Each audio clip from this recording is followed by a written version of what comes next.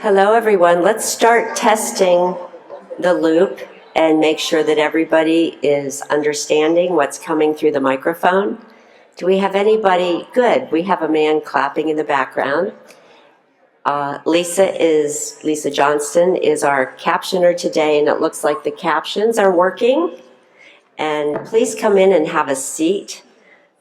And as long as we have our hearing access, I think we're ready to start.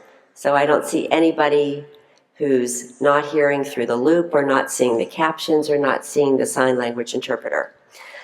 So good morning, everyone, and welcome to the 32nd HLAA Research Symposium, Making the Invisible Visible. You know, hearing loss can be the loss of many things, but perhaps most importantly, it's the loss of connection with other people. And today's symposium addresses the powerful emotions that follow this loss and how stigma impacts on taking action and how you feel about your hearing loss and how it impacts our behavior. We're going to see engaging presentations today from a panel of top researchers in the field who will discuss the latest compelling science and spark a lot of curiosity around this topic. The sponsor for our research symposium is the National Institute on Deafness and Other Communication Disorders at NIH, and they are a major funder of our research symposiums. I think it's a tribute to HLAA that this and our fine reputation and you attending these symposiums that the NIDCD chooses to fund these symposiums, and we're very grateful for that support, which enables us to provide today's program and bring in these top scientists. Dr. Carrie Neiman is an HLAA board member. She is our panel moderator today. She's associate professor in the Johns Hopkins Department of Otolaryngology, Head and Neck Surgery.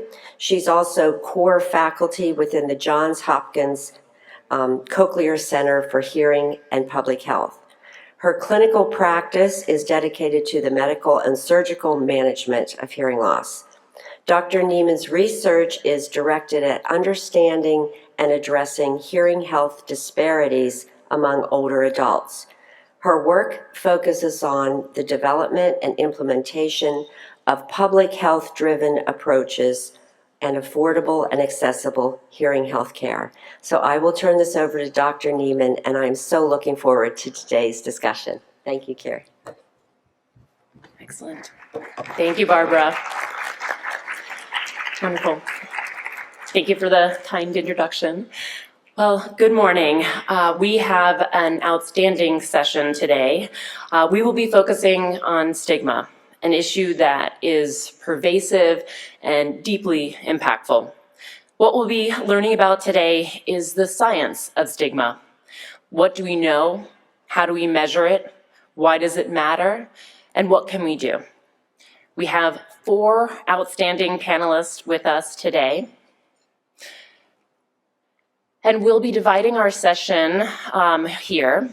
We have 4 lectures that we're going to be trying to fit in with a panel discussion and some Q&A.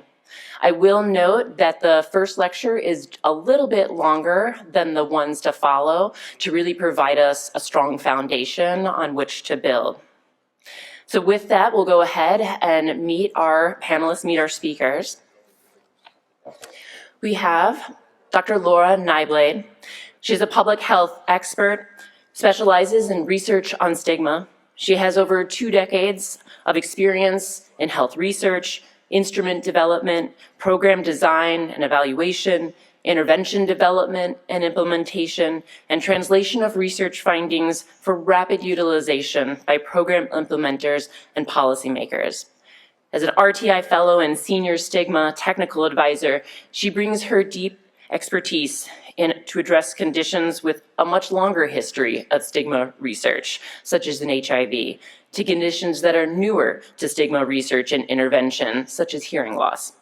She has co-led a sub-working group on hearing loss stigma under the Lancet Commission on Hearing Loss, which has developed a guiding framework for action on measurement and reduction of stigma, and has developed and published a suite of measures of deaf and hard of hearing stigma in Ghana and the US. This includes exploring the intersection of hearing loss, stigma, and ageism for people with acquired hearing loss. So thank you, Laura. We also have Dr. West. Dr. West is a medical sociologist in the Duke University School of Medicine, where she studies how hearing loss affects people's health and well-being throughout their lives. She is particularly passionate about researching the stigma associated with hearing loss and hearing devices and identifying ways to reduce it.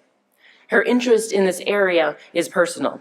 She has congenital, bilateral, moderately severe sensorineural hearing loss and has been wearing hearing aids since the age of 17. She is a faculty member in Duke's Department, Head and Neck Surgery and Communication Sciences. So welcome, Dr. West. We have Dr. Wallhagen, who is a professor at the School of Nursing, University of California, San Francisco, and a gerontological nurse practitioner. She teaches gerontological nursing and has worked as a gerontological nurse practitioner. And in 2006 became the director of what is now the UCSF Center for Gerontological Nursing Excellence. Dr. Wallhagen's research focuses on how older individuals and their families manage chronic illnesses and changes that occur with age.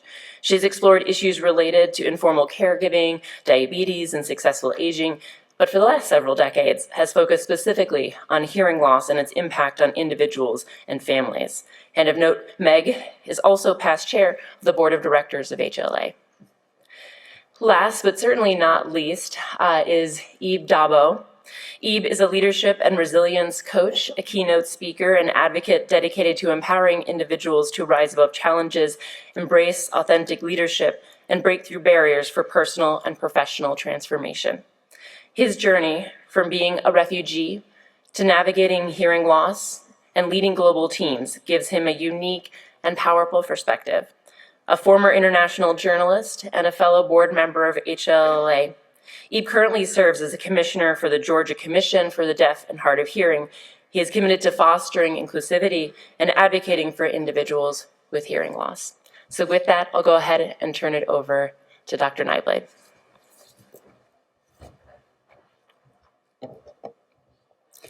Thank you. Good morning, everyone. It's such an honor to be here.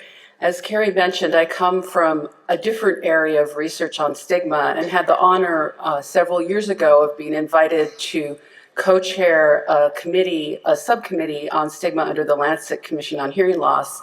And I said, I'm happy to do that, but you understand I know nothing about this area of hearing loss. I know a lot about stigma, but not about hearing loss. And it's been an amazing journey of learning for me over the past several years, and such an honor to be invited here to speak with you today and to have you show up on a Friday morning to listen.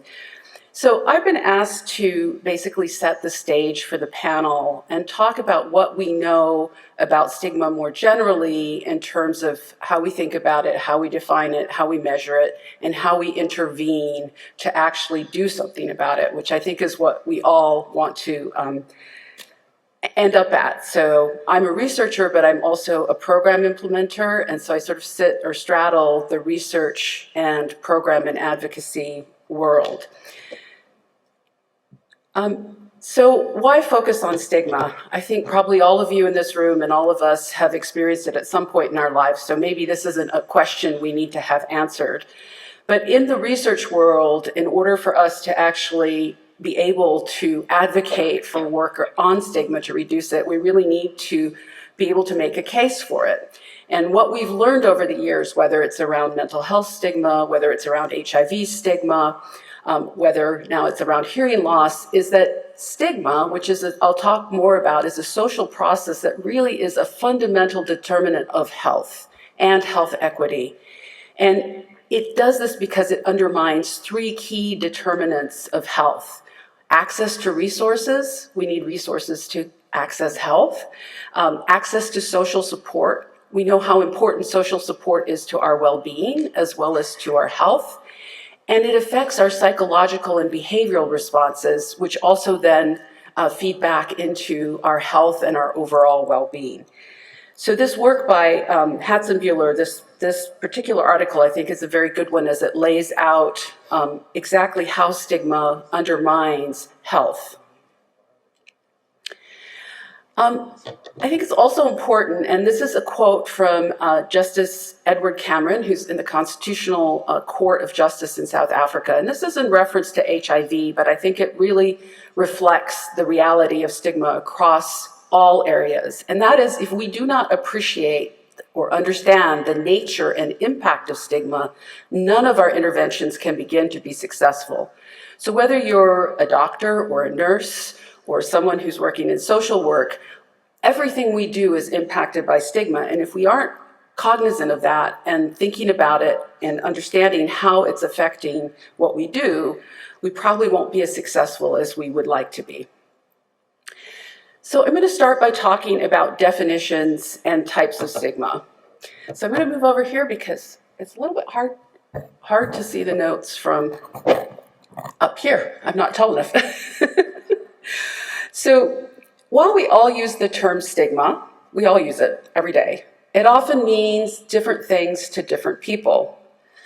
In stigma research and interventions, as with many other fields, we have a veritable soup of terms, not always consistently defined or measured.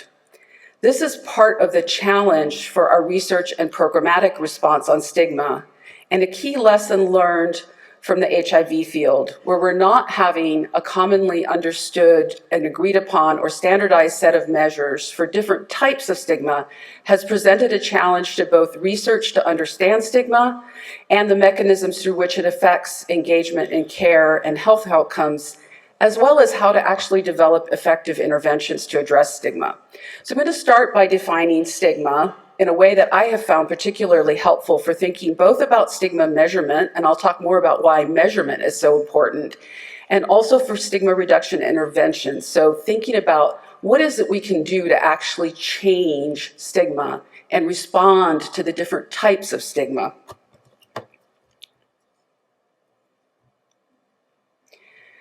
So stigma is a social process. It's not something we hold or have or that is something within us. It's something we do to each other. And Lincoln Phelan, this conceptualization by Lincoln Phelan, which was, they work in the field of mental health stigma, has 4 key steps, which I think are very helpful in thinking about what is it we're doing when we're engaging in the process of stigma. So the first thing we do is we distinguish and label differences. So we take something and we distinguish it and we label it. So that's an older person, or that's a person who uses substances. So we mark someone or a group. And then we start associating negative attributes to that difference that we've marked and held up. So that person is not so smart, or that person is lazy. We start putting these negative attributes on those differences that we've held up in society as mattering. And that allows this process of separation to begin, this us and them, us and them. So a big part of the stigmatization process is that othering. It's those people over there who are different from us, and different from us in a way that we don't like or that we think is different and maybe not so good. And so it leads us to actually almost think of people as lesser than. And in doing that, it allows us to discriminate. So it leads to status loss and discrimination. And so if you think about this process that we're engaging in and the ways that thinking about where maybe we could intervene to actually change this process, because it is a process. So in keeping with this theme of definitions, there are different types of stigma, and you might think, well, isn't stigma one big thing? So what we've learned over the years in HIV, in mental health, and now we're also learning in hearing loss, is that it's important to understand the different types of stigma, to measure them, and to intervene. So our interventions are different depending on the type of stigma. So experienced stigma is the stigma that is enacted through interpersonal acts of discrimination. So when it comes at me, I'm experiencing stigma. when I do it to someone else, which we all do on a daily basis without knowing, we're enacting stigma. So that's kind of the first part of stigma that we know is really important. And our experiences of stigma influence us in many, many ways. The second type of stigma I want to talk about is perceived stigma. So this is the perception of the prevalence of stigmatizing attitudes and behaviors in the community or among other groups, for example, healthcare providers. So it's what we think is out there.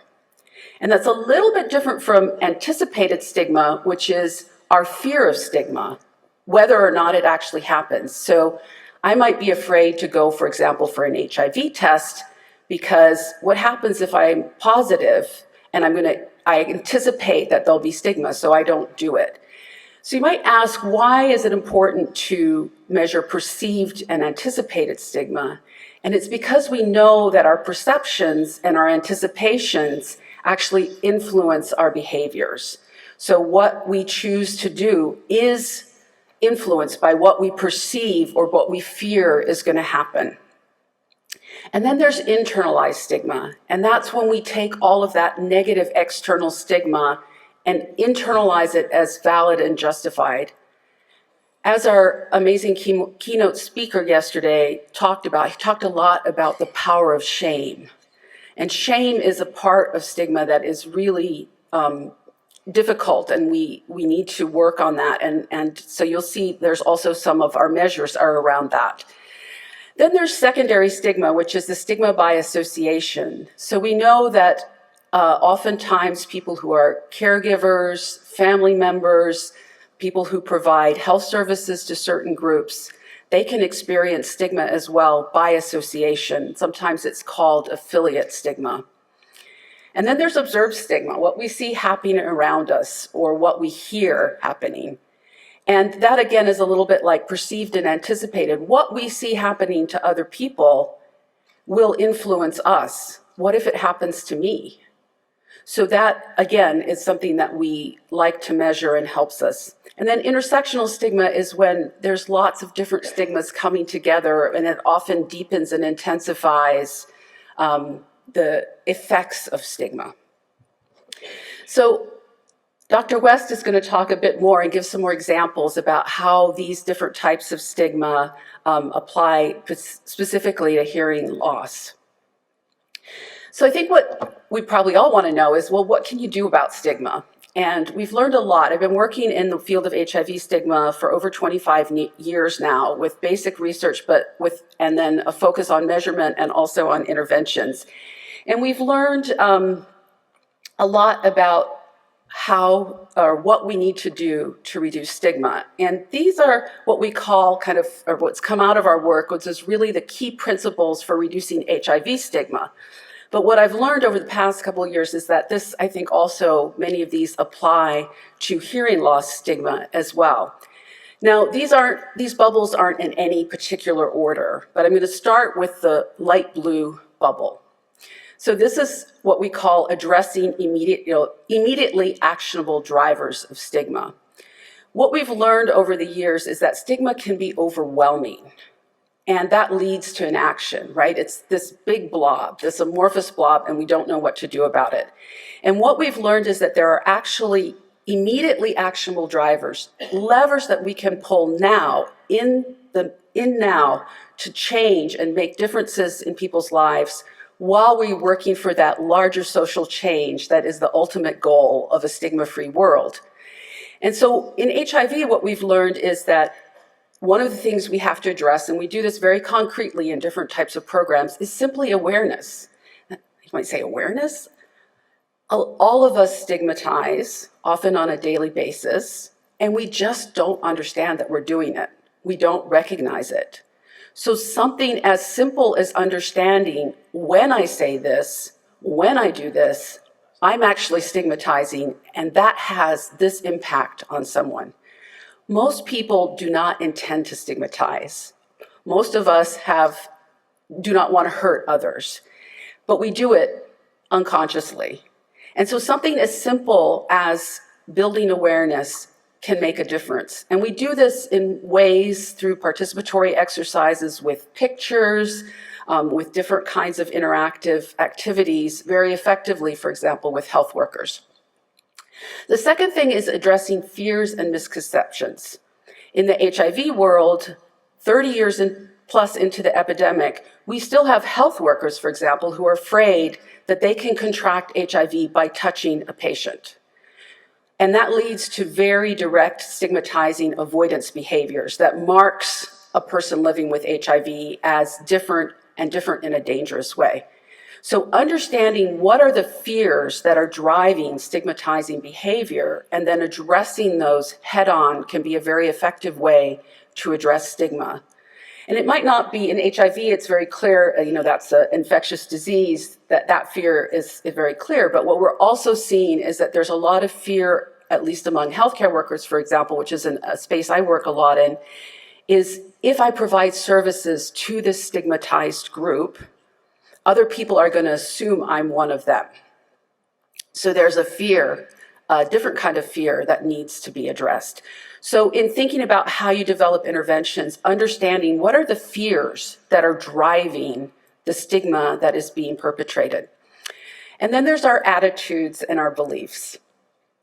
Those also influence our stigmatizing language, our actions, our body language, as our speaker told us about yesterday, and our behaviors. And so we need to bring those to the fore, and we need to understand how are our beliefs and our attitudes actually manifesting in the way we interact with other people, whether it's in the healthcare setting, whether it's in our communities of faith, in the grocery store. How is that coming out?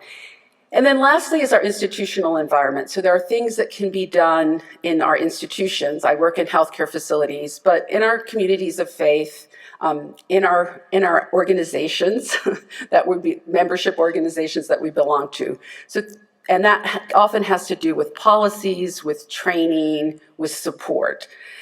So those are the actionable drivers that we know, at least in the HIV space, and which I think translate, are really core to thinking about how you design programs to address stigma. The top bubble here is what I think all of us here are probably very aware of and won't come as a surprise, is that you have to center those who are experiencing stigma at the core of the response.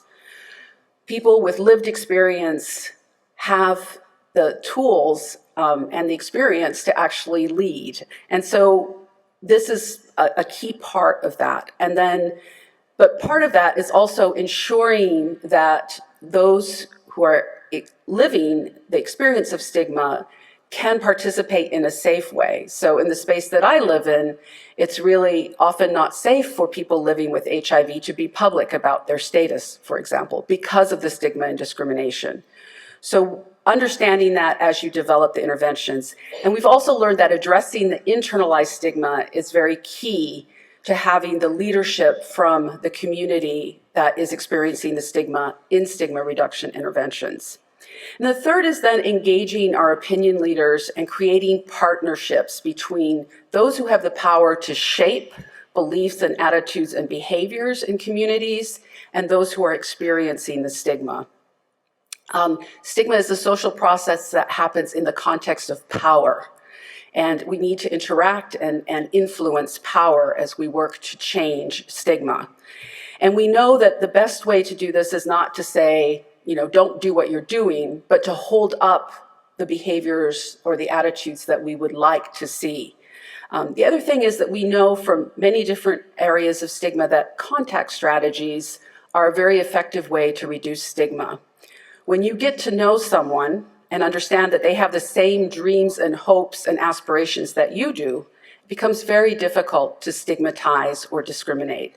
So creating that space, safe space for people in power, people who are experiencing stigma, and allies to really work on this. So just to keep those in mind as kind of key principles for reducing stigma. So, okay, that comes from HIV. Does HIV have anything to do with hearing health? And we might ask, so why focus on stigma in hearing health care? And I think you all know this. It's a part of the lived experience and something that can be very impactful. And if we're looking specifically at health, we can see how stigma impacts every step of the journey to getting health. It impacts whether a person perceives a need for care. There's nothing wrong with my hearing. I don't need to have anything checked. Our desire for care, whether we actively search for services, whether we have access to appropriate and thorough health assessments. And that might not just be stigma around hearing care, that could be stigma around other characteristics or other health conditions that are barriers to accessing care. And so you can see that it undermines everything we might do on our journey to hearing care. So this was why I was intrigued to join the Lancet Commission on Hearing Loss Stigma subgroup. And as Carrie mentioned, as part of that, our task was really to think about what is it we need to do to start moving this forward, both in research and programs. And that was why I was asked to bring in, they were like, well, what have you learned in HIV and can that be applied to hearing loss? And I said, well, I'm glad to jump in, but you have to have some other people on the team who actually know something about hearing loss. So I'll talk in a minute, I'll show you in a minute who was on this committee. But what we did under this group was we developed a framework to help us think about action and sort of the linkages between stigma and our behaviors and then our health outcomes. And I'm going to show you a simplified version of that in a minute. And then we also developed and tested measures for stigma. And I'll also talk about why that's so important. It might seem like a very dry topic, but in the end, if we can't measure something, it's very difficult to get funding to do anything about it or to advocate for change. So this is our stigma subworking group, and as you can see, two of the members are right here on the panel, and they're going to talk about this today. And we developed these measures through a process that really I'll talk about later a bit more. But I'm going to start first with our framework. And this is a simplified framework. You can imagine that for each of these boxes, we have lots of things within the boxes. But I just want you to sort of think about, as we think about how we move to action. So this group decided they wanted to call them modifiable drivers of stigma. That's what I was talking about in one of those first bubbles, about the actionable drivers of stigma, the things that you can grab hold of now, that you can push, that you can change as we work for that larger ultimate goal. And so that's where we really need to think about stigma reduction and where our interventions are going to work. The stigma manifestations are those different types of stigma that I defined. And so the stigma manifests through those different types of stigma. So we need to understand and measure what those are and understand how they affect behavioral response mechanisms. So those things that we do, and then how that affects hearing care and ultimately hearing care outcomes, but also other life outcomes. And so this framework helps us think about where do we need to do research, but also where do we need to think about programming.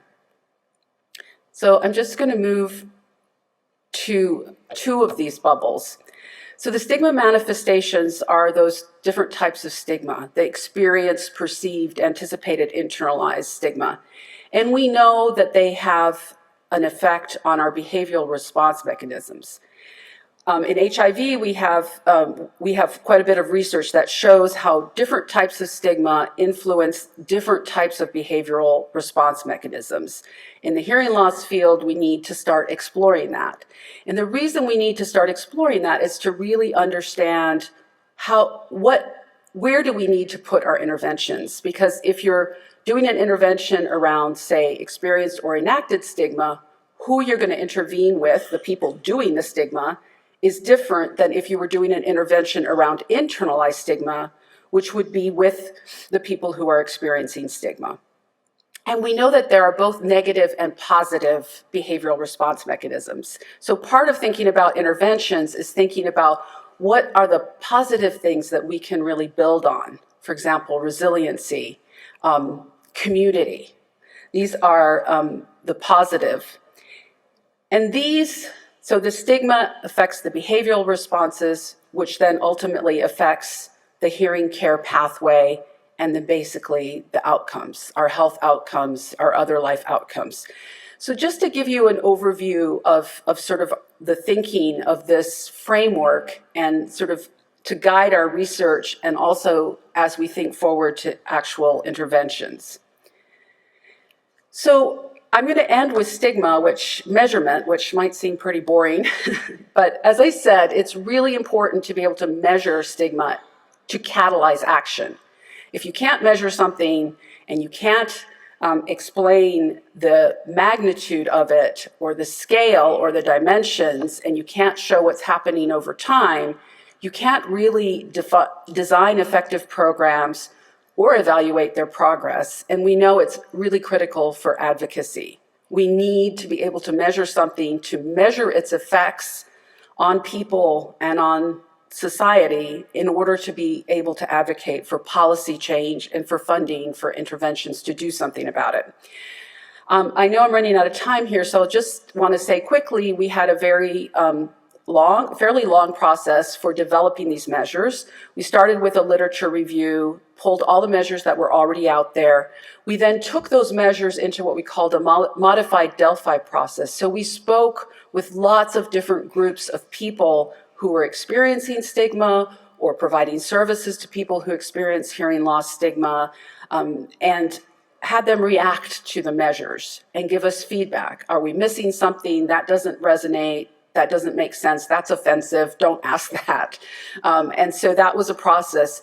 And then we refined it again, and then we went into a process of cognitive interviewing, one-on-one interviewing with people of the different lived experiences of hearing loss, and had them respond to the questions and then tell us what they thought we were asking about. And again, were there things that we missed? Were there things that didn't make sense? Were there things that should be dropped? And then we did a small pre-test, a small survey to just make sure everything worked. And then we went into a much larger set of surveys, which allowed us to do psychometric validation of the measures. So I'm not going to speak about the measures today.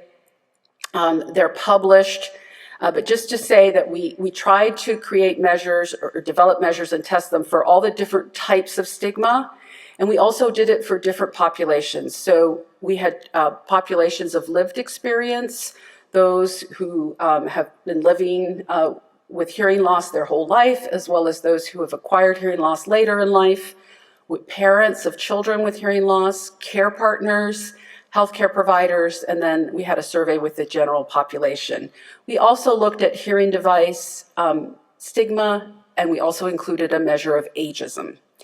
And these measures are now published in a special supplement of Ear and Hearing, and our hope is that this will lay the foundation to start working on stigma around hearing loss and really moving the needle quickly to intervention, because that was one of the key lessons we learned in HIV. The chairs of the Lancet Commission asked me, what's the one thing you would say to us from your experience around HIV? And I said it was get the measures right from the start. Because the fact that we in the HIV field are all using different measures, we use the same terms to measure different things, has really set us back in our ability to move the field forward to actually change stigma for people. Thank you.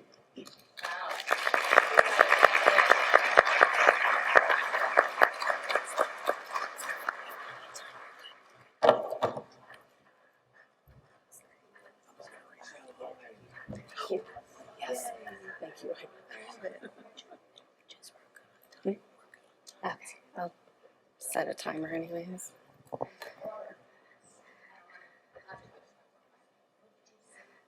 All right, hi everyone. Are we good on hearing me? Hopefully, great. Okay. So I'm Jessie, and as Dr. Neiman said, I'm coming to you today both as a researcher who studies hearing loss, as well as a person with hearing loss.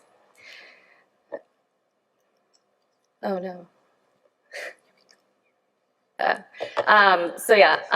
This photo is from the 10th anniversary of when I started wearing hearing aids. So it took me 10 years from the age of 17 to actually really start to acknowledge my hearing loss and my hearing aids. So I went to the American Girl doll store and got my doll a pair of her own hearing aids. And this was a major step for me in acknowledging my own hearing loss and journey with hearing. Because like so many other folks with hearing loss, I've really struggled with the stigma related to it. And my personal journey with hearing loss has led me to a career in which I study the health and well-being of people with hearing loss and how to improve their health outcomes. My interest is really in helping people with hearing loss live their healthiest and best lives, and I believe that stigma is a major barrier to this. So Dr. Nyblade talked about stigma broadly, and I'm going to transition us to talking about hearing loss stigma specifically. So hearing loss stigma refers to the negative or unfair beliefs surrounding hearing loss that lead people to view it as abnormal or undesirable. In turn, this stigma can cause people with hearing loss to be perceived as having less social value than people without hearing loss. And in reviewing the literature, we see that there's quite a bit of evidence documenting that hearing loss is stigmatized and associated with experiences of discrimination.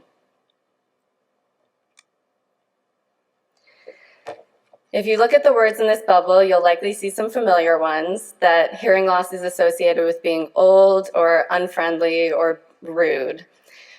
For me, the one that really hits home is unintelligent. So when I go to give presentations, I really worry that someone in the audience is going to ask a question and I'm going to have to ask them to repeat so many times that they're going to either think I'm unintelligent, don't know how to answer the question, or they're just going to get really frustrated with me from having to repeat so many times. So we know that this stigma is out there, but as Dr. Nyblade was saying, when it's all jumbled up, it's hard to quantify the extent to which stigma exists, how it's showing up, and who is most impacted by it. So until we can quantify it, we can't really intervene on it. So rather than thinking about hearing loss stigma as one umbrella thing, we break it down into these different types of stigma, which is what Dr. Nyblade was showing us on one of her slides.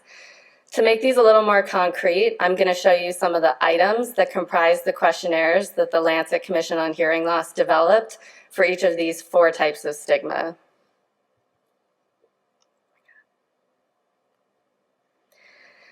So each item in the anticipated stigma scale relates to wearing a hearing device.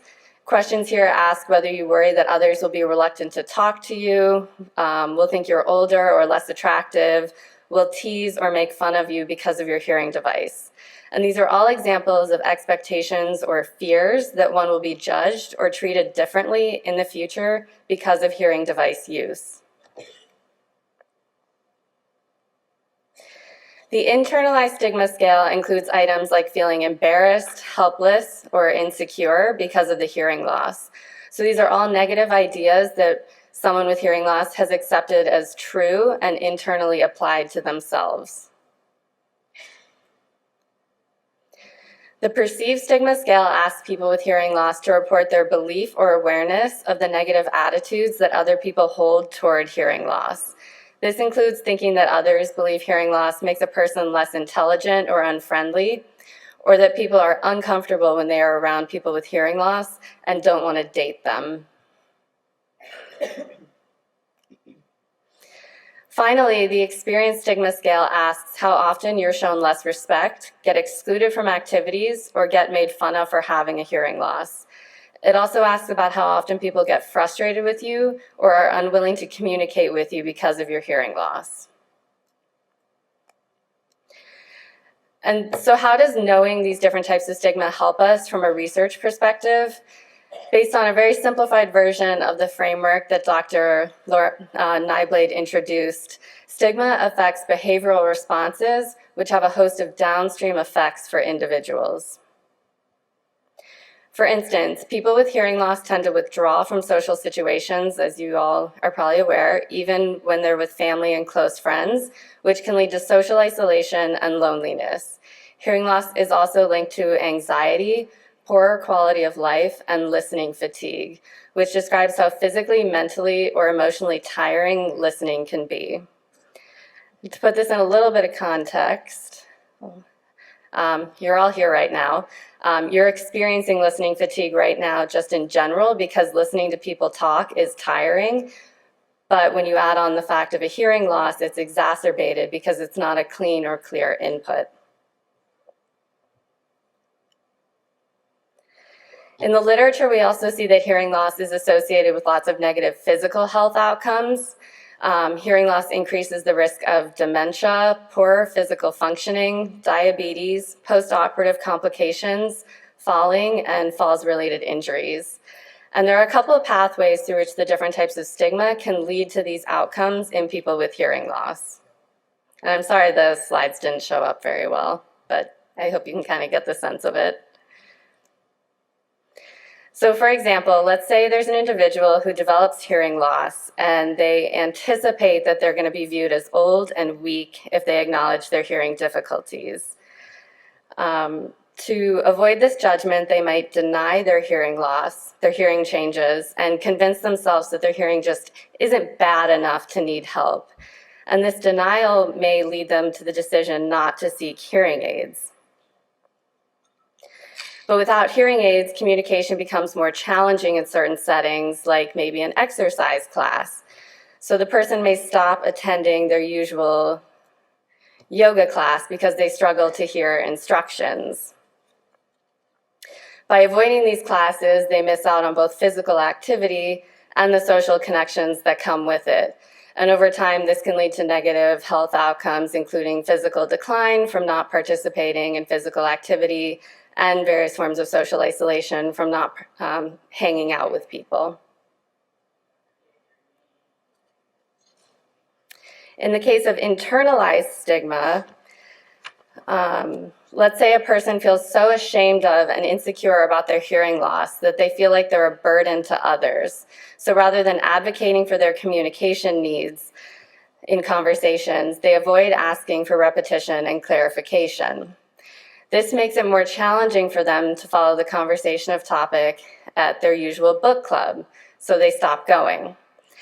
As you can probably imagine, this could lead to increased loneliness and emotional distress because they've lost their connection to a group that was once a very important social setting for them.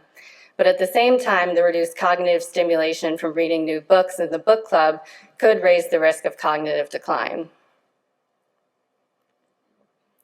On the perceived stigma pathway, a person may believe very strongly that others think individuals with hearing loss are difficult to communicate with. This person may become hyper-aware of others' reactions to them in communication settings and may anticipate being judged or treated with impatience. This fear may become so strong that the person with hearing loss starts avoiding communication-intensive environments where misunderstandings are likely to occur, such as a healthcare visit. And I think you can all understand that avoiding medical care when sick or not managing current conditions that exist will then lead to increased health risk or poorer health outcomes. And then finally, an employee may experience stigma in the workplace when they request reasonable accommodations, but these get denied. This lack of accommodations can lead to communication barriers, so the employee then may have a harder time following the conversation in meetings and understanding instructions that come up during those meetings.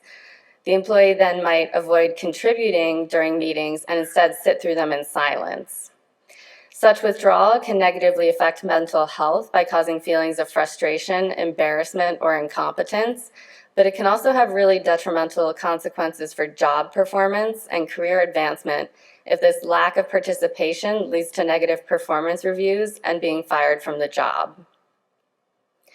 So as you might gather from these examples, it's important to understand the type of stigma that's being experienced because each type creates a different pathway of problems, and each pathway will require a slightly different intervention to combat it.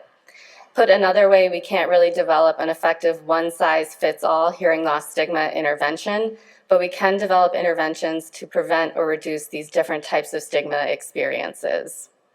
And to start this process, as Dr. Nyblade mentioned, the stigma subgroup has developed a series of surveys that can measure the prevalence of these different types of stigma among people with hearing loss. And once we get the data on the types of stigma that are most prevalent among certain groups of people, we can use that information to develop effective interventions. And with that, I'll end here with leave you my contact information. You're welcome to reach out to me at any time with questions or comments. Thank you.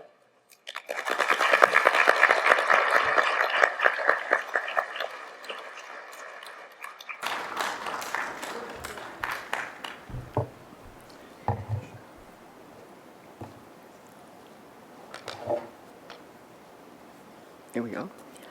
Hi, good morning. Can you all hear me? Great.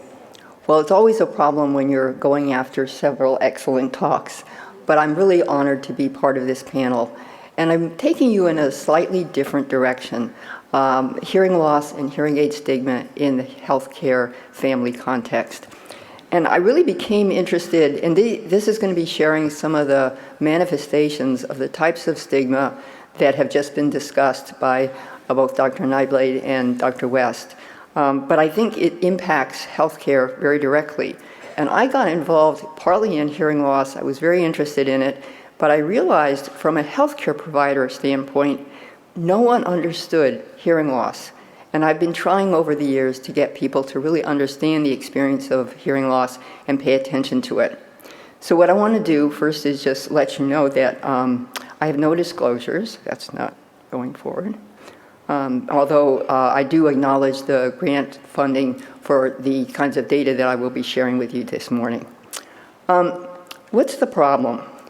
If it's not working too well, maybe I'm not holding it right.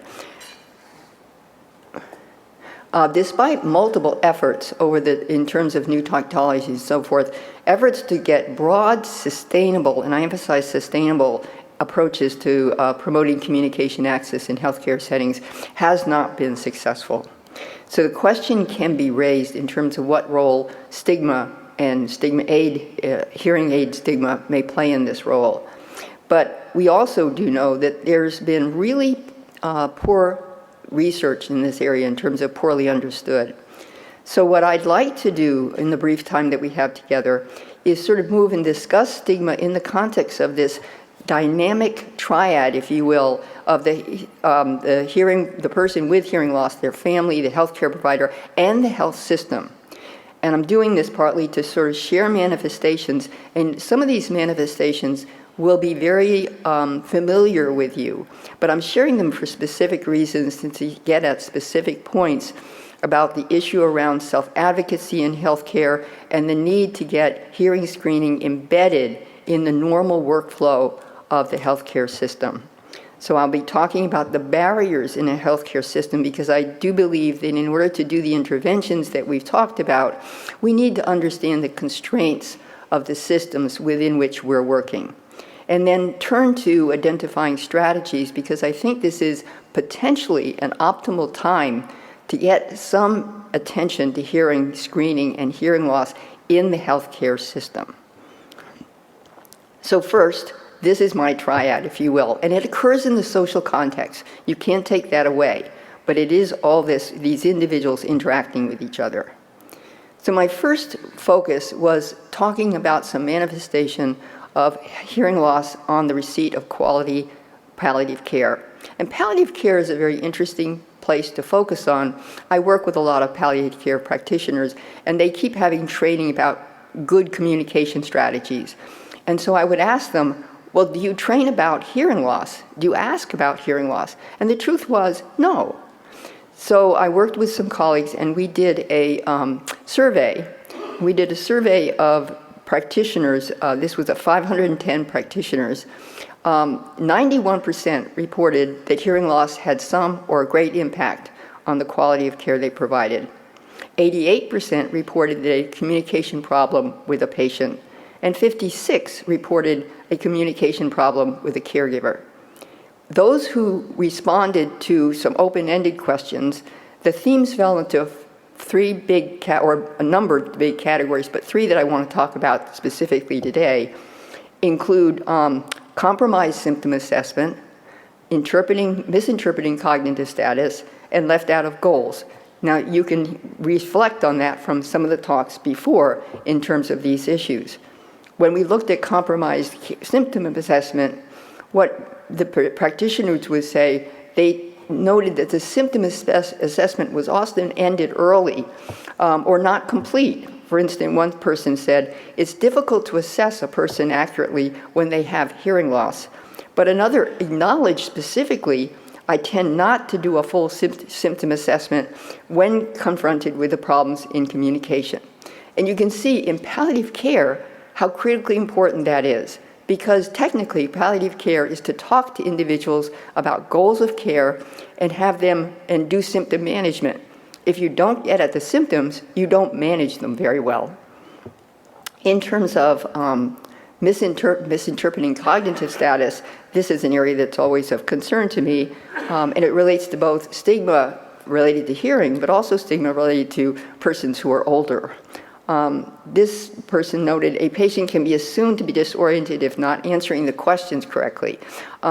That echoes something that Dr. West mentioned about fear of being interpreted as being not as intelligent because you need to have the questions repeated. Another person said prior to having this communication board, everyone on the team thought he was demented, but he wasn't. And another elderly man whom people had assumed had dementia, he did not. He was very belittled. The impact on patients is significant if you don't pay attention to and understand that the person has difficulty hearing. The final area that I want to just mention is left out of goals of care. This person talked about self-determination and decision-making can be more difficult. They may defer to their family members when they can't hear the options. And the patient could not hear well. The caregiver spoke in his behalf, attempts to communicate directly with the patient. Finally, just saying the patient was not able to participate fully in decision-making because people thought they were confused. These are very important things in terms of, again, the efforts to get hearing loss embedded in the workflow, so it's not even thought about, it's just done automatically. Well, what about primary care? The big issue here that I want to emphasize is that in primary care so often, you're never asked about your hearing status. And this it's a little bit long, but I use it for a specific reason because I want to point out several things in terms of manifestations, but also our own understanding or assumptions when we go into an office. This individual says when they were asked about whether they had been asked, not that I recall because I never came in from issues with my hearing, but the truth is if you're talking about all your other issues, you've got to be able to hear. So the assumption is really incorrect. But then he goes on to say, I didn't get my hearing aid here, I think maybe way back. But then he goes on to note that really and truly it was he himself who raised the issue because he needed the hearing aid for work. So it wasn't addressed by the healthcare system. And then he goes on, I'm not bashful about saying, could you please repeat? These individuals in in this study were very willing to self-advocate, but I'd like to argue that self-advocacy itself can be a bit of a problem in the healthcare system and what it means for the individual as well as the setting, because many people don't. Also, when individuals even raised it, they didn't always get the accommodations. Unfortunately, I've ended up in the ER a few times and I have coronary artery issues. I'll tell them, I'm deaf in the right ear, and there's not a whole lot of attention to it. And he goes on to talk about,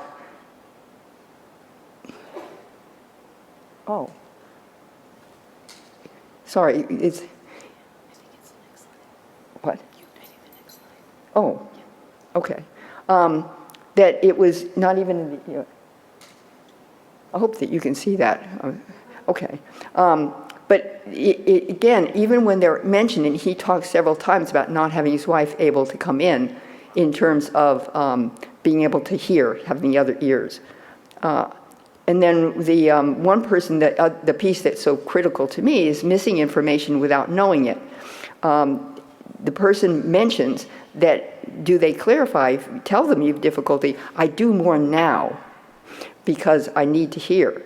In the past, point where you know, just tolerate it, letting it slip by. So often we let it slip by.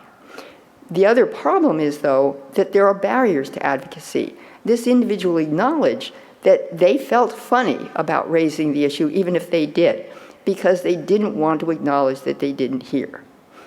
And I would say that this raises, again, the issue of dependence on self-advocacy. Because to advocate means to speak out, to recommend, and it's a major part of the disability community, and we believe in self-advocacy. But there's some issues, and I really appreciated the fact that this Charlotte Hyde, who does a, don't ask me why she calls it the limping chicken, but she does a blog in the UK, and she mentioned that there are 3 types of people. Open, they have happy to talk about their hearing loss. Well, happy might not be the best term. Anxious, those who are not comfortable discussing it, but unaware, those who don't know. And those are the individuals that are especially raising issues in a healthcare system when you need to know the information. But she goes on to note that the constant self-advocacy can lead to burnout.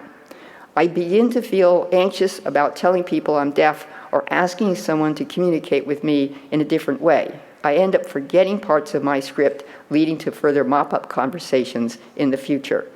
And then she says, hearing people do need to be reminded. They start out well, but soon they forget. They speak clearly for a few sentences and then they taper off into a mumble. It's a perpetual internal battle between, am I making too big a deal of this, or I deserve access? And that, to me, is something that we're putting a big burden on individuals who come into the healthcare field. So yes, we need to have self-advocacy, but it should be shared.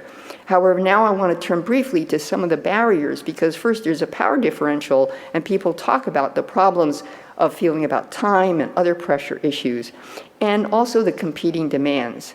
Because if you look at the healthcare system itself, they are demanded to deal with multiple problems, trainings and this kind of assessment, and they also have to deal with what are called never events, which are things like falls and infections. So they spend a lot of time on those because they get gigged in terms of financial payments. And when you look at the provider themselves, the providers, our primary care providers, are asked to do all kinds of screenings, from depression to falls to social determinants. One person said, they ask me if I'm safe at home, they don't ask me if I can hear at home. And that's true. We ask about all these other things, but we don't ask about hearing because of the time pressures. So it needs to be built into the system. Well, I would say, this getting back to the context, just saying that there's the stigma aging in the person, the healthcare provider has theirs, they have time, they have health conditions to deal with, the cost factors, and then the person has to be open to need to know to do self-advocacy. So is there a way forward? And I would say that right now there is maybe a prime time to actually integrate hearing loss into the healthcare system. And I believe it can be the age-friendly health system. Why? The age-friendly health system was an initiative by the John A. Hartford Foundation and other groups within the healthcare field to really improve the care of older adults. And I would say this should be across the life spectrum. It shouldn't just be for older adults. It's applicable. And what they have is it calls these 4 M's. And it looks at what's critical is what matters. So you start out with what are the goals of the individuals? What do you want to keep doing? What do you not want to lose? And then medications should be looked at in terms of the impact on what matters. Meditation, we know that we need to think about keeping people cognitive, and like, does the medication affect that or anything else? And mobility. So these 4 core areas are being integrated in many healthcare systems in terms of age-friendly. But this is now going to be promoted even more because is it feasible? And I would say this is the CMS age-friendly hospital measure. Just recently, the Medicare Hospital Initiative, this falls under what's called the Quality Reporting Program, which is a pay-for-reporting program for acute care hospitals. What it does is it actually pays the hospitals a benefit if they report that they did certain things toward quality care. And just recently, they did a new age-friendly hospital measure that's designed to improve the care and outcomes. And it really does, and people will be gigged on this if they don't meet them. They have financial penalties.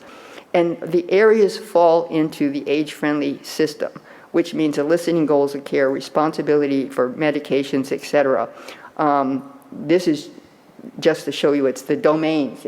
You can't read all of that, but they have domains that they have to say, yes, they did this, or no, they did not, in each of those domains to meet the criteria. Why is this such a leverage point? Well, I think we can all argue hearing is essential in healthcare system and in the age-friendly healthcare system. We know having to communicate is critical. So in terms of what matters, to communicate goals of care and personal values, you have to be able to hear. Medications, to understand the regimen. Mentation, we know that hearing loss affects cognition and is a risk factor for delirium, which is critical in hospitals. And mobility, hearing loss is a risk factor for falls. So using our understanding of hearing and how it relates to healthcare, integrating hearing screening into the system, it's just part of the workflow because you have to know the person can hear you to do anything in healthcare. And hearing is a health piece. Hearing healthcare is part of healthcare. So I would say that in summary, I think persons with hearing loss do still need to advocate in their environment, but shouldn't bear the full brunt of their hearing needs. Leveraging, I think, the hearing healthcare friendly or the age-friendly health system with this new CMS age-friendly hospital measure may facilitate integration into the health system and making it part of the workflow, which is critical because adding more doesn't work too well. Research is needed on strategies on how best to do this. We do need to integrate. I do think that integration can minimize and mitigate the stigma because it's just part of healthcare and the negative impact. And people don't have to raise it necessarily, but it's asked about them. And then research, we do need to better understand stigma, which gets back to all the measures that we have here today that I think will be used in the future to improve care. So with that, I really want to thank you very much.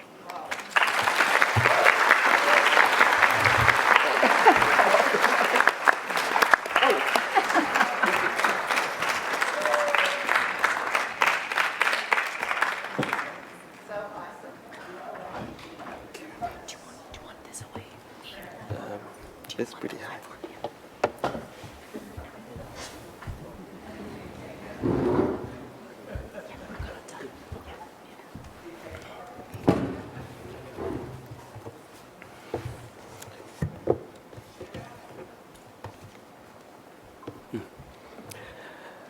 I'm so grateful for the invaluable insights shared by my fellow panelists and researchers here today.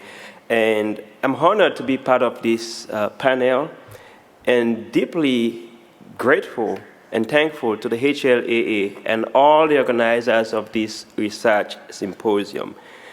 Because stigma is more than a concept. For many of us, it's personal.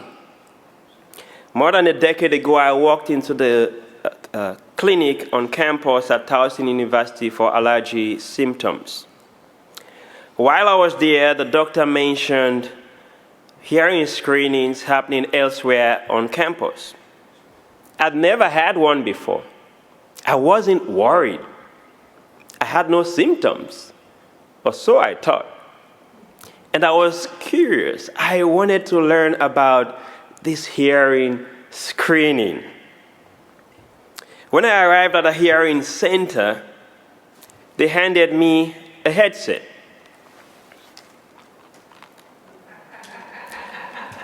Raise your hand when you hear a beep, they said. I nodded. And so, I waited.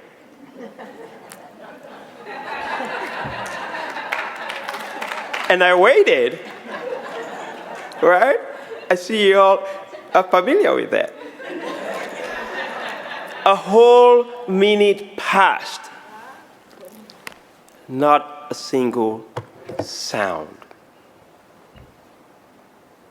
That silence, it changed everything. Another test confirmed something I never expected: bilateral sensorineural hearing loss. Something that I had lived with for years unknowingly. I had no language for it, no roadmap, didn't even understand what it meant. Just shock and silence. What I didn't know then was that of life's hardest truths, sometimes stigma hurts even more than the diagnosis. For years, I wore a mask. Behind it, stigma, shame, especially as a young man wearing hearing aids, isolation, and the shaken sense of identity as I began to doubt myself. But I later learned this wasn't just my story. It represents the silent journeys of so many. How many of you have ever tried to hide your hearing loss or even felt someone didn't understand?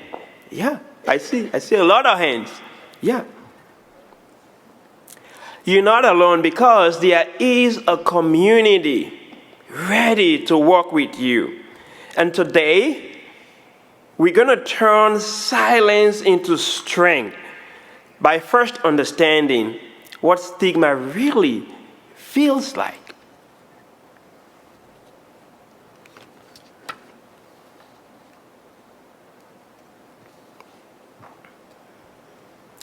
Because stigma, it doesn't always scream. Sometimes it whispers. A few months into a new leadership role, I emailed the global team that I work with, sharing my hearing loss diagnosis. I wanted to be transparent to help them understand how to best communicate with me. Later during break, one of my colleagues walked to me and said, "Hey, Ibs, are you going deaf?" He probably meant well, but he didn't understand. And it hit me hard. It confirmed the fears I hadn't voiced out. That I'd be judged, that I'd be seen as less capable, treated differently. So I pulled back. I went quiet around others and within myself. That moment and what followed is why I care so deeply about how stigma shows up in the workplace. But it doesn't end there. Stigma follows us at home, into our communities, into our identity. Whether you're working, whether you're retired or newly diagnosed, you've probably felt its weight. So let's talk about the invisible weight and how we begin to lift it.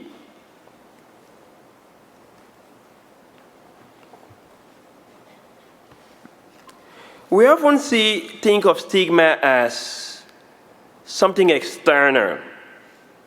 But most of the time, the impact is silent, is internal. It shows up in everyday moments, feeling ashamed to wear hearing aids, even though they help. Shame around hearing aids is more common than you can think. A Forbes Health survey found that nearly half of adults with hearing loss believe there is still stigma attached to wearing hearing aids. And that feeling is even more common among the younger population, younger adults. I remember the first time I wore my hearing aids in public. I kept looking over my shoulder. Are people staring at me? What are they thinking about me? Judging? Do they think I'm broken? These are all emotions that I was feeling, and I was hurting on the inside. That's the weight of stigma. Not just emotional, but mental and spiritual. A weight you carry even when no one sees it. For me, it wasn't just one moment. It was years of masking, staying quiet, when I really needed to be heard. So if any part of this feels familiar, that weight was never yours to be carried and is never yours to be carried.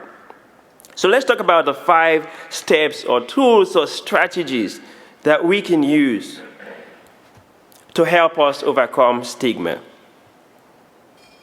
It starts with you. It starts with you. The first battle, it's quiet, and it begins inside. Before anything changes around you, something has to shift within you. I like this quote by Helen Keller. It says, "What I am looking for is not out there, it's in me." You have to believe this. Hearing loss does not disqualify you from your dreams. And I'll be the first to say that when I was first diagnosed, that's the feeling I heard. That's what I felt. That my dreams, the goals and dreams I had hoped for, that's the end of it. All the fear that I was feeling inside of me. Am I going to make it? How are people going to judge me? I don't even want to wear a hearing aid. I remember asking the audiologist, is there an alternative? Can I even take a surgery? These are the things I started feeling on the inside even before I stepped out from the hearing center. But I had to hard work to make that shift within. Because it really doesn't make you weak. It doesn't make you less. But keeping everything on the inside can. That shift from silence to strength starts when you stop carrying it alone. So notice the voices in your head. Is it doubt? Is it fear? Is it shame? Write it down and challenge it. Remind yourself, I'm not alone. I still have purpose. I can rise.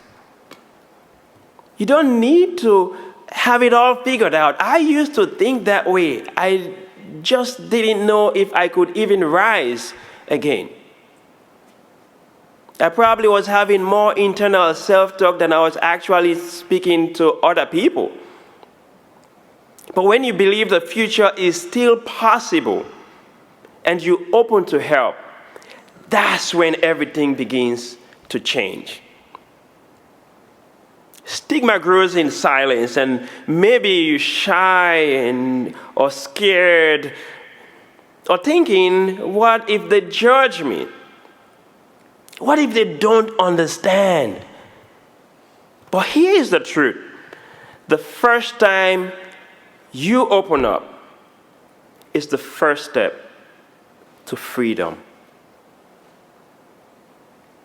Talking to someone you trust, whether it's a therapist, a friend, a supervisor, or a loved one, isn't just about getting stuff off your chest. It's about refusing to carry the weight alone. Because when someone sees you, supports you, and believes in your worth, they keep your hope alive. They remind you that your dreams still matter. And I know this because I lived it. And for me, that person was my wife, Joy, beautiful wife, as you can see. She would sit with me for hours in those days of encouraging me, pouring out words of encouragement. And luckily for me, my wife loves to talk. And in that season, I really needed somebody who would. And when I was finally ready to rise, she was the first to say, let's go. She even drove with me to my first HLAA convention in Florida, all the way from Georgia, and she volunteered to drive. That's what it means when you have somebody who supports you.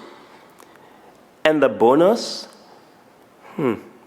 She did 85% of the talking during the journey, too. And guess what? Today is her birthday. And she told me, Ibrahim, your voice matters. Go. It's okay. She wanted me to be here to attend this convention because my voice matters, and your voice matters when you find someone who can support you. They can let you know that your voice matters because your voice has power to shift from silence to strength. Someone else who might not be able to do the journey all by themselves. So let me ask you, if you haven't found, who is that one person you can count on, that trusted person you can count on for support? And if you haven't found them yet, keep looking.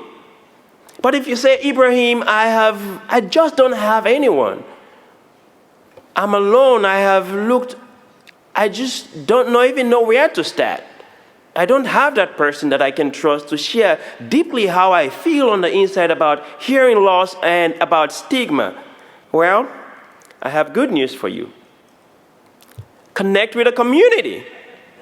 Isn't that why we're all here, right? Because stigma thrives in silence, but community breaks that silence.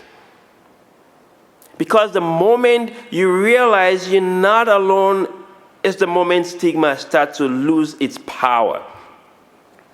So whether it's a church group or a support network or an employee resource group at work, and by the way, I learned about employee resource groups the first time I attended the Hearing Loss Association convention, or a national organization like the HLAA, community offers more than encouragement.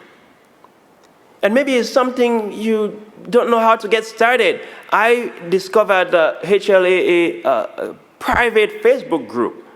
And I was blown away by the stories that are shared there. And if somebody who is newly diagnosed or is still struggling, you post a comment there, I'm sure you probably get at least several responses with answers, with support, with feedback. And I'm sure there are many other networks where you can find the support that you need in this journey. It gives you the tools, the strategies to navigate hard conversations, the words to express what you're feeling, and perspective, reminding you you're not the only one. I learned this firsthand. 7 years after I experienced the diagnosis, so I learned about the diagnosis, that's when I discovered the HLAA. Until then, I thought I was the only one feeling ashamed, afraid, or confused. I did not know anyone who had hearing loss. I felt like I was in a shell. dealing with it all on my own. I couldn't even express to my family how I was feeling until I found that community who understood. I didn't need to have long explanations. It wasn't needed. And through them, I didn't just find support, I found strength.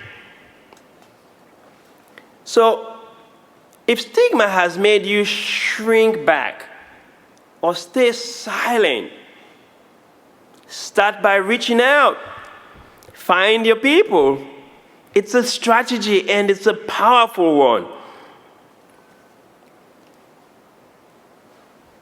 So, one of the most powerful ways to push back against stigma is by learning to advocate for yourself.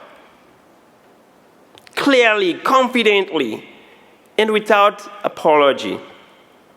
My first real experience with this, it wasn't at work. It was at home with my daughter, Gloria. She was just 4. She asked whenever I carried her between the ages of 3 and 4, she would tap on my hearing aids. Daddy, Daddy, what is this? With the curious excitement, trying to figure out. But I had to explain to her. I hesitated at first. But I explained to her, honey, this is Daddy's hearing aids. They help Daddy understand you better so we can communicate effectively.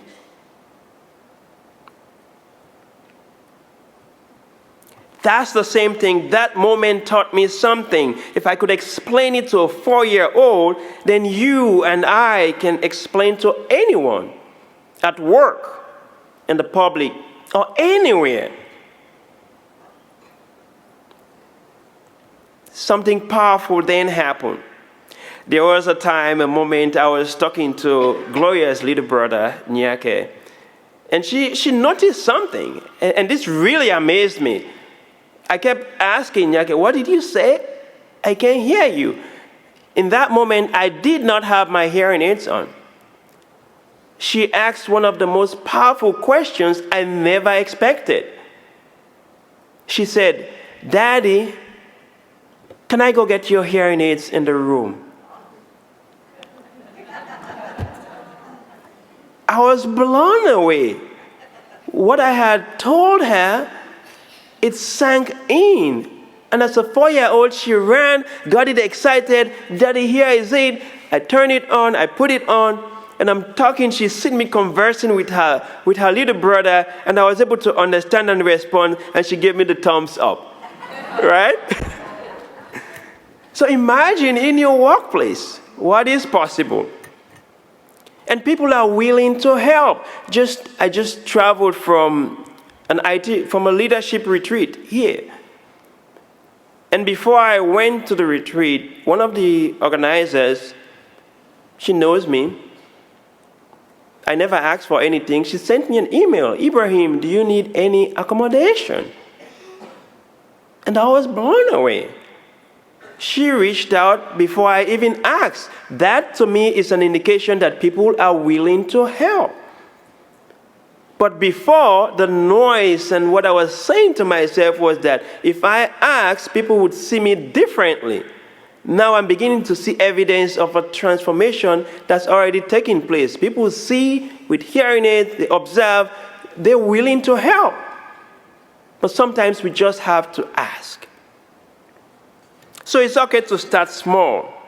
But when you do speak, whether to a colleague or friend or even your boss, you shift the narrative because you own your story.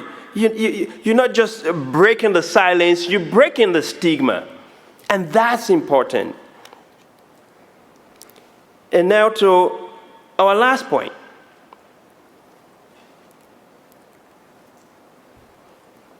It's time to rise with strength and purpose. Because I believe we all have goals, we all have dreams, we have things that we want to accomplish. And maybe just the whole idea about the impact of stigma, and you had these wonderful plans that when I retire, I'm going to volunteer, I'm going to do all these amazing things. But now you're wondering, if I do this, what are people going to think about me? I might struggle. You know, stigma may try to write your story, but it doesn't get the final word. You do. Rising doesn't mean forgetting about the pain. It means deciding you would not be held back.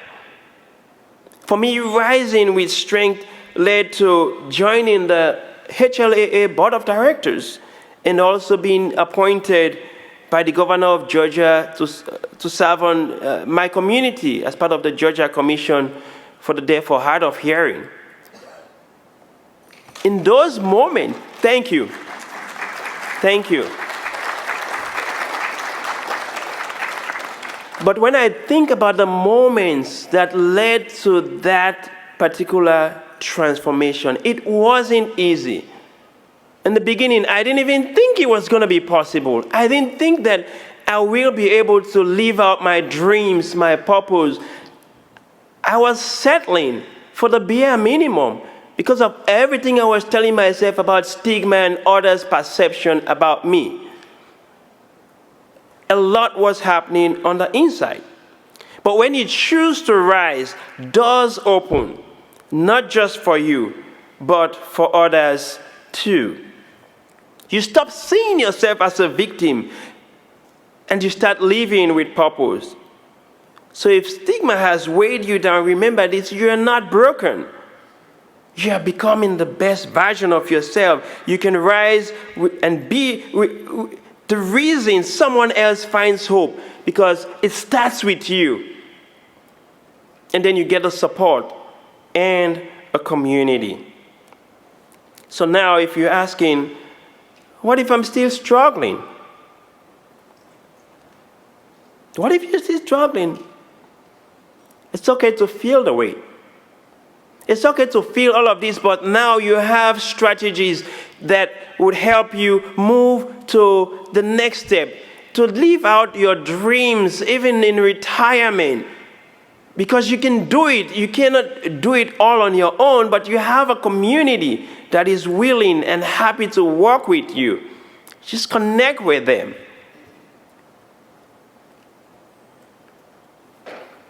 And so, remember, you're not alone in this journey. You have the power to change the narrative, not just for yourself, but for others walking this road too. So in closing, here's my invitation for you. Challenge your mindset, because how you see yourself shapes what is possible. Step into self-advocacy. Speak up, educate, and ask for what you need without apology. Reconnect with community. A lot of my colleagues here on the panel have shared some of the importance of community and resilience. Because community is your superpower. I like this quote by Mark Hyman. He said, "The power of community to create health is far greater than any physician, clinic, or hospital." Walk boldly in purpose, because your story matters. Whether you're working, whether you're retired, or mentoring someone who is just starting out. Maybe your purpose is advocacy, or offering hope to someone newly diagnosed, or simply saying, "I've been there too." This is how we rise from silence to strength.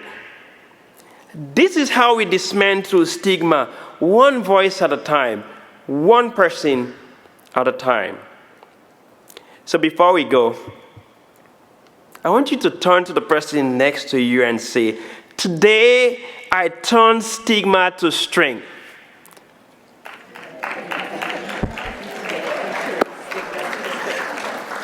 Thank you very much.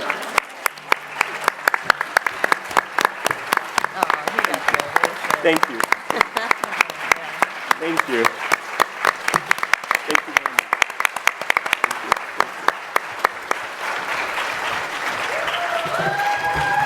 Thank you. Thank you. Thank you. Thank you. Thank you. Thank you, Eve, as always. And thank you to all of our panelists. We have now the last bit of our time together on this research symposium for a panel discussion and then some Q&A. So I'll start with a question for everybody here. Right, we've talked about stigma is daunting. It's daunting as a society, as individuals, for researchers, on all fronts. So what makes you hopeful about this area of research? And we can start maybe with Laura and go down the line. Okay. Is this on? Yeah? Can you hear me? Yeah. I think it's the people. It's the community. It's also knowing that there are things we can do. And I've worked in HIV stigma for 25 plus years now. And when I started out, it felt like this huge sort of thing that was influencing everything we were doing, and that how were we actually going to get our hands around it? And I think my journey in terms of learning how to actually develop programs that actually effectively reduce stigma gave me a lot of hope. You know, I often hear, in healthcare facilities, I work mostly in low and middle income countries, and you know that a lot of times patients or clients will say, you just can't change health workers.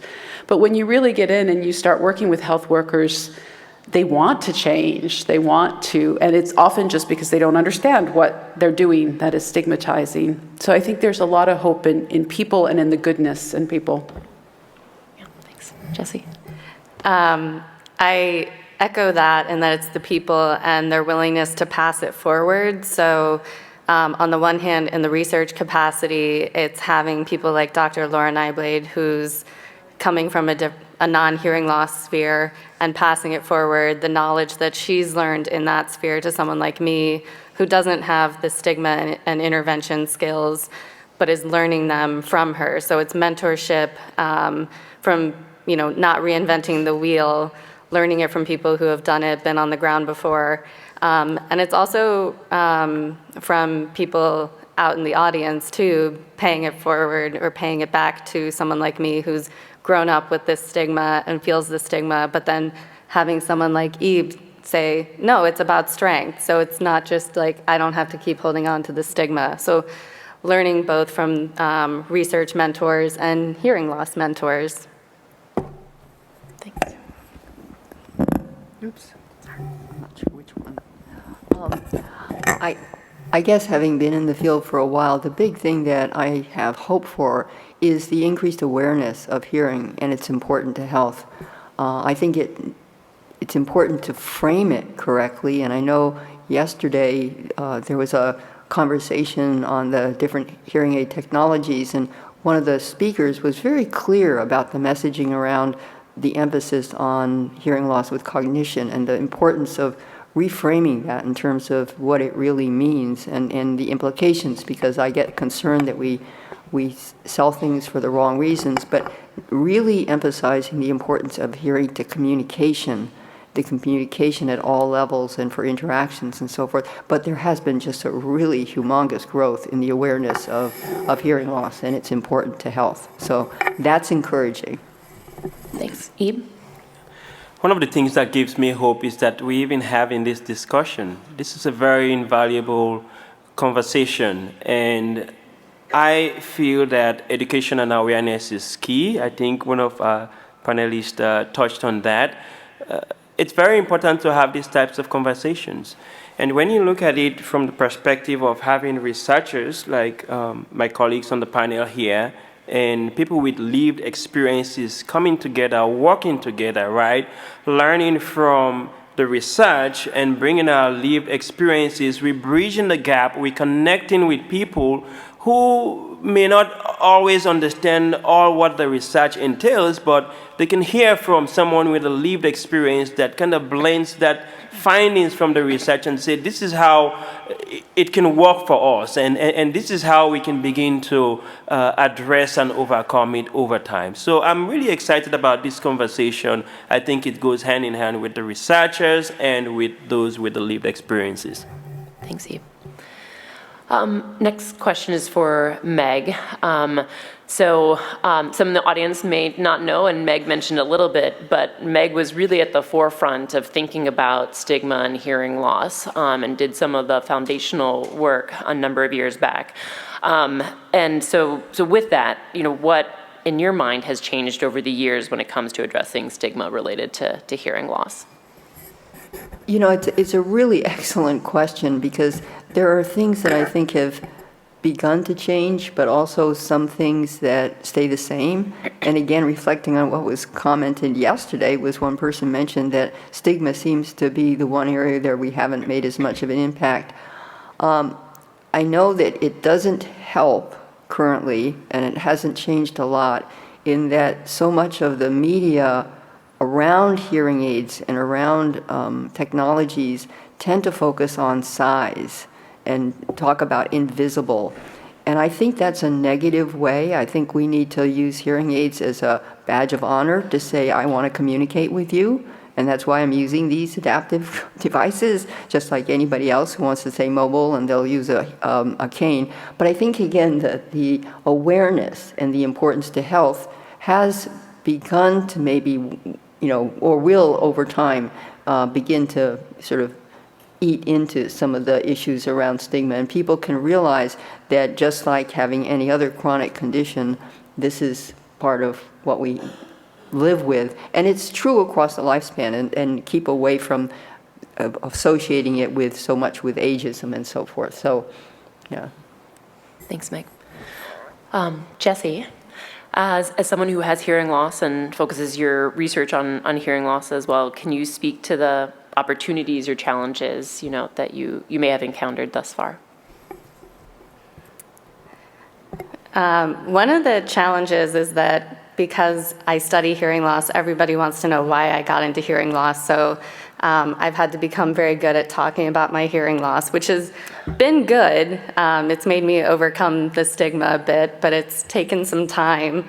Another challenge I've faced is sometimes people outside of the hearing, like academics outside of the hearing sciences, don't always believe that there is stigma related to hearing loss. And I need to learn how to push back against that. And that's why it's really helpful to have these kinds of measures that the Lancet Commission created, so we can start to document the prevalence and how prominent of an issue it is, so that I have facts and figures to go back on, because we have qualitative research and I can tell people there is stigma, there is in fact stigma. Like, I can show you the papers that document it, I can show you what people have said about it. But until we have numbers, I feel like there's academics who aren't necessarily as willing to acknowledge the stigma as we all are. And then So that's then an opportunity, is that we have these ways of measuring stigma now. And again, as I said earlier, having people outside of the hearing loss sphere who do understand stigma, like in the HIV space, and we can learn from them, so we're not reinventing the wheel. I think we have a lot of options moving forward. Yeah. Thanks, Jesse. Ib, as researchers, we're always looking to fill gaps in knowledge. What didn't you hear about today that you feel like needs to be prioritized when we're working to address stigma within hearing loss? Well, first of all, I want to acknowledge each and every one of you. It takes a lot of effort to do research, and I really admire the work that you do. A lot was covered today, right? A lot of work was covered today, a lot of discussion. So beginning to digest that is the first thing. I really think that the work that Dr. Nyblade talked about, and how in-depth that was done for HIV, and having that now in the hearing loss space, diving in depth in that area, I think is important. I think it's going somewhere. I think that the more we can dive and get findings from that and apply it, and we can measure over time the impact of that type of research, I think it's critical. I think it's key in alignment with working together, like I mentioned in my initial feedback. It's going to create a change. And I think that the way we can deal with stigma as we walk along those lines, imagine a world where a lot of people who have hearing loss are really stepping up and using the power of their voice, right? And they've dealt with it on the inside, that it no longer has strength over them, and working alongside the researchers with the findings and diving in deep into that type of research and taking the feedback and applying it, I think over time we start to see a change. So I'm excited about that. Oh, thank you. Laura, so as we've talked about, hearing loss is a newer area for you in your research. What has struck you about your work in stigma in relationship to hearing loss? I think what has come to me, or what has struck me, so when I was first approached about becoming co-chairing this subcommittee, I was very anxious about it because I know it's a new space for me. But I think what I've learned over the past couple years, and it brings home what I've learned. I've worked, I don't know, in 30 or 40 different countries and cultures around stigma, and what comes home is that it's a very fundamental human social process that we all engage in. It doesn't matter whether we're talking about HIV stigma, hearing loss stigma, mental health stigma. Stigma is really fundamentally the same at its core. And the differences are really of nuance rather than substance. And I think that was brought home again to me in this transition, and in trying to think about what did we learn from HIV, which is an infectious disease, and how would that apply to hearing loss? At first I was very skeptical, right? I thought, okay, I'll give it a shot. But it just kind of brings home that stigma is really the social process that we use to other people, to use our power to put down other people. And it's the same no matter where we're at. So I think that really just was brought home, but also a lot of hope. For me, I was like, wow, you can learn from our mistakes in the HIV field, and maybe you can move stigma and hearing loss much faster to interventions, to actually doing something about it. Because we're 30 plus years into the HIV epidemic, and we still aren't at a place where we should be. And we make little mini steps forward, but I think, for me it was like, wow, there's you can accelerate this much more than we did in HIV. Thanks, Laura. I want to just ask, as kind of one final question at least for right now, for each of you, and maybe we'll start Ebe and come this way, is reflecting on today's session. What one thing do you want each of us to take away as we consider how to take action against stigma? Okay. Again, I'll go to education and awareness, and I would go further to say, to encourage everyone, be the first person to educate your family about hearing loss. I think it is very important. If somebody had shared that with me, I would not have been in the shock that I was in when I was diagnosed at the age of 30. During the time of my diagnosis was the first time I heard about hearing loss. I only knew that people could either hear well or people are deaf. And so that turned the light bulb on for me to say education and awareness is important. The more we start to talk to our families about this, the better aware they are, because sometimes it does happen, and they may not be experiencing that level of shock that I did. And I also think in that light, it is important to maybe have something like a hearing loss awareness day in the colleges and universities so that the students will be educated about hearing loss, right? Because there's a lot of technology out there today. There are a lot of wearables that they have on and the impact of hearing loss. So I think raising awareness again for them, or maybe even later, they may experience, maybe mom or dad comes to them and said, I've been diagnosed with hearing loss. What does that mean? How do they support their parents? Or maybe even their child, maybe a newborn, right? And they get diagnosed with hearing loss. It's not a shock to them, but they've learned how to take that with them. And I'll share this because my wife, Joy, she had family members who experienced disability. And so her soon-to-be husband says, I have been diagnosed with hearing loss. And she was able to support me. Even though she did not understand what hearing loss meant, she was able to support me. So I had to educate her, what does hearing loss mean? What are the feelings I'm experiencing? How can she best communicate with me? And that's how she was able to support me in the ways that I shared during my presentation. So I think it's really important if we start by educating our family members, that's a starting point that's going to make a big difference. Thanks, Eve. Meg? Well, I think it's exciting now to have measures that we can start to use to really clarify some of the issues around stigma in the different populations. I do think that it's important, certainly in the healthcare field. I think that we need a lot more understanding and awareness of how stigma is manifest in the healthcare system.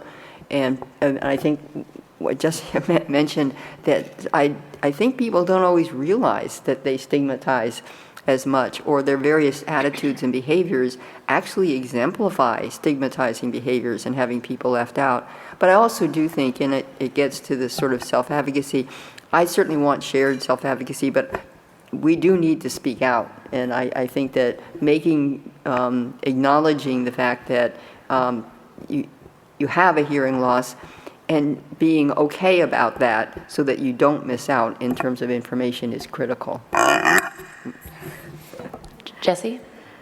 So one of the key takeaways, I think, from this is that there are people working on hearing loss stigma and trying to intervene on it. So I have a grant under review this week, so I need all of you to be sending all of your best wishes towards that. Let's hope for good thoughts from that. So there are people who are working in this sphere, and we do want to make a difference. And then Laura. If you take one thing away from this, stigma operates because of power. It operates in a process, in the context of power, and it's a social process. And we are all part of that social process, and we all have power. So I want you to think about what's your power, and how are you going to use your power to do something about stigma. And there are things that you can do, as you've heard. But remember, you are powerful, and you can do something about it. Thank you. So,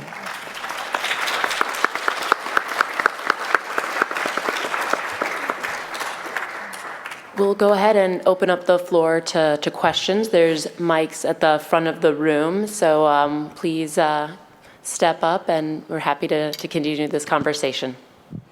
So thank you very much for this presentation today. Stigma has been something that's mystified me in terms of hearing loss for a long time. This was very, very helpful. So I have a request, and then I have a question.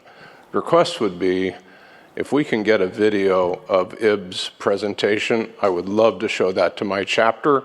I think it would go a long way towards helping them very much. So who's ever in charge of that, please make it available to the chapters. And then the second one is, and I don't know if you have an answer to this, it seems like as a society we've overcome stigma for glasses and overweight and many other medical conditions, but this one is still around and deeply ingrained. Do you have any insight as to why hearing loss seems to be sticking as a stigma, whereas we've made progress against HIV, we've made progress against people wearing glasses, we've made progress with people who are overweight. Why haven't we made more progress against stigma for hearing loss? Thank you.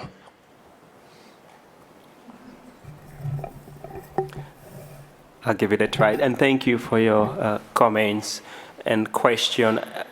Interestingly, I was asking myself the same question yesterday. It just so happens, why is hearing loss the one that stands out? And the one thought that came to my mind is that it has the word loss in it.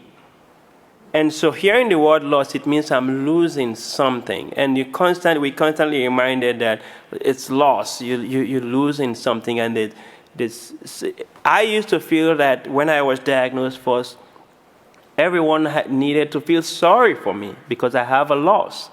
That was my thought process. That's how I was thinking.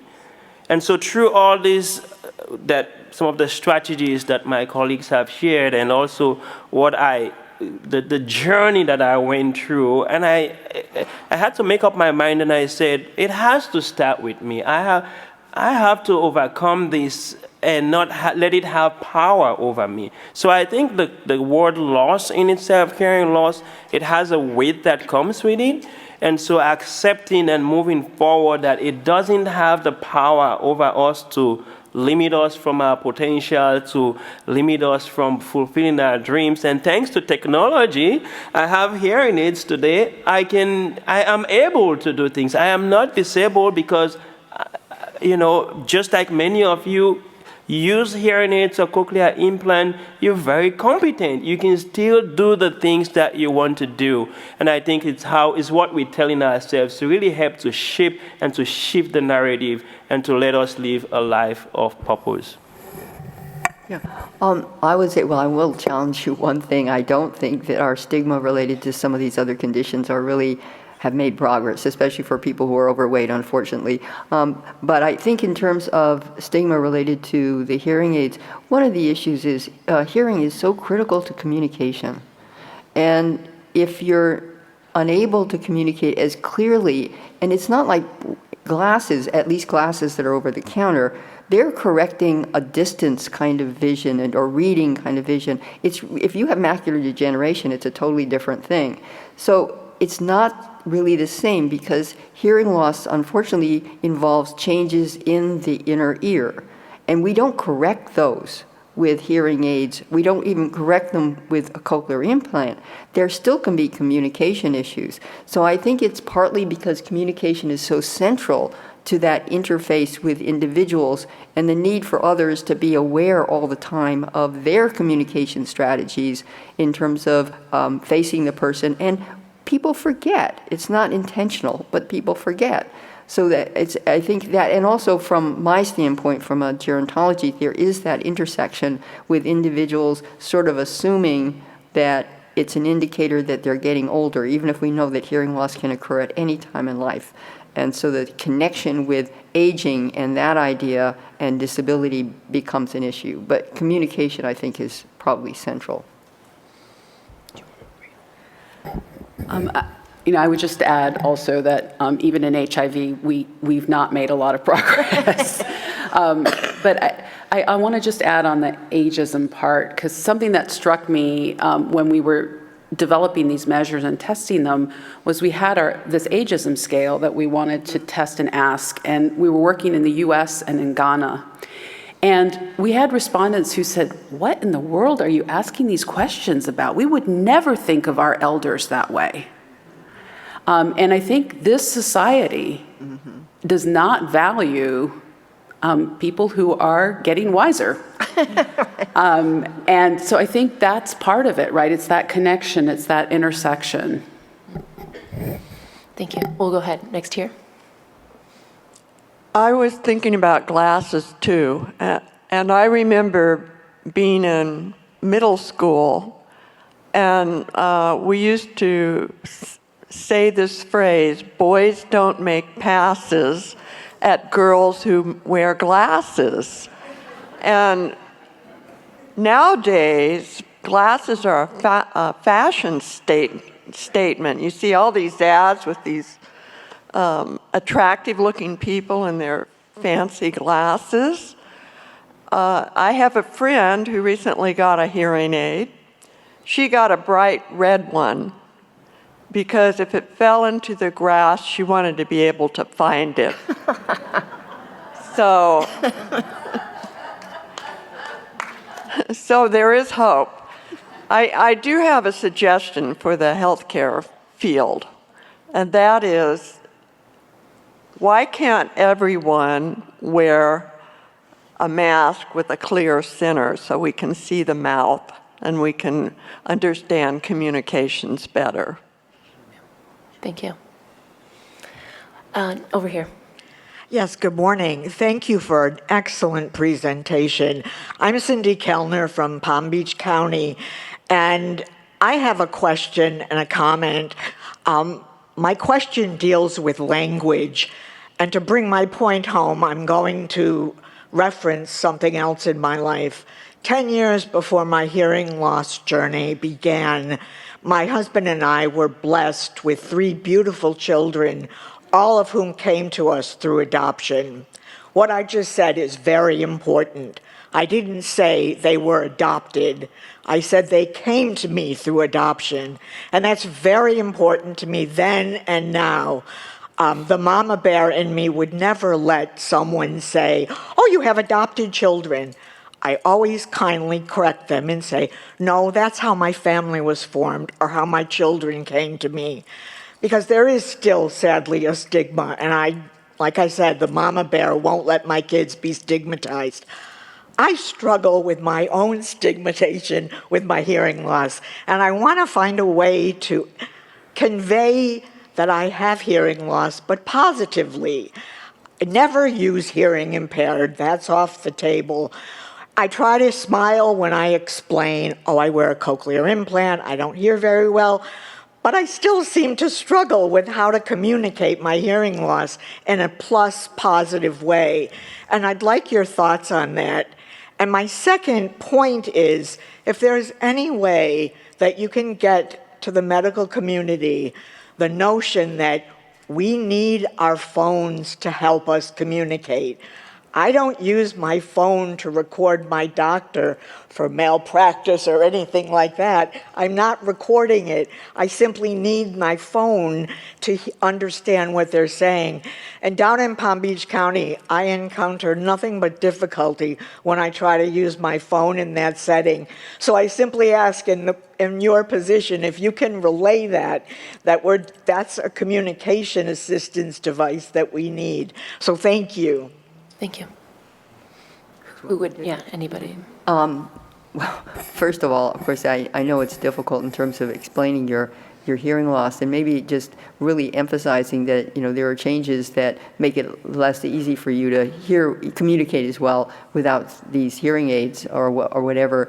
But you need to be comfortable with your own language. However, the point that you made in terms of the equipment in the healthcare system, I really empathize with you. The problem is we have what's called HIPAA regulations, and that's the Healthcare Portability Act or whatever, but it really has a lot of security issues around it. And unfortunately, some of the healthcare systems are especially worried about the fact that most of those adapted, the captioning stuff you have on your phone, go to a cloud or go somewhere. It's not like someone really wants to listen to you.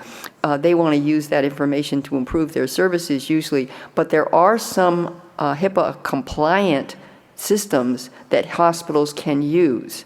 And so I would encourage you to talk to your hospitals or other healthcare providers. Plus, technically, if you say you want to use the thing and it's not, because they worry more about you suing them for having your information up on the cloud or wherever, if you say you need to use this, then technically, in most cases, they should let you do it.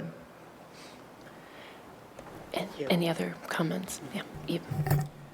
Yeah, for the first question about explaining to the other person, I think the first thing is identifying what exactly is it. Are they talking too fast or not too loud enough?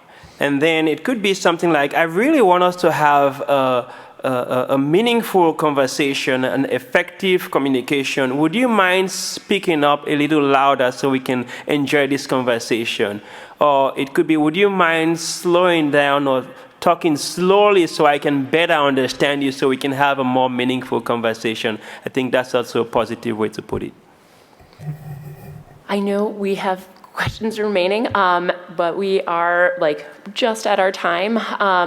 Let's maybe take one more question, and then I know all the speakers were around, we're here, we're happy to stick around and answer more. So we'll have one last question, and then we'll close up the session. This may not be a good question to end the thing. I'm sorry, my Bluetooth is going off in my ears. You made the point that stigmatizing others seems to be a general human trait that goes well beyond medical issues. I wonder if you have any thoughts about ways that we can decrease political stigmatization in our terribly divided country. Does anyone want to? I don't know. Yeah, Laura, if you have any thoughts. I'm happy to have that conversation after the panel ends. Off the record. So thank you all for joining us. Thank you to our incredible speakers as well. Thank you for your thoughtful reflections and engagement. Thank you to the NIDCD or the NIH for funding this. As you can see, our survey is there. This is key to continued funding in terms of demonstrating our impact, and just want to hear from you so we can make this program better on an ongoing basis. So please share your thoughts with us. And just as we ended on that comment in terms of and what Laura has said throughout is just how fundamental kind of this process of stigmatization is in terms of just to human nature, but what is even more fundamental, that drive in all of us to connect. So thank you all for joining, and encourage of us to continue connecting and staying engaged. So thank you. Have a wonderful rest of your day.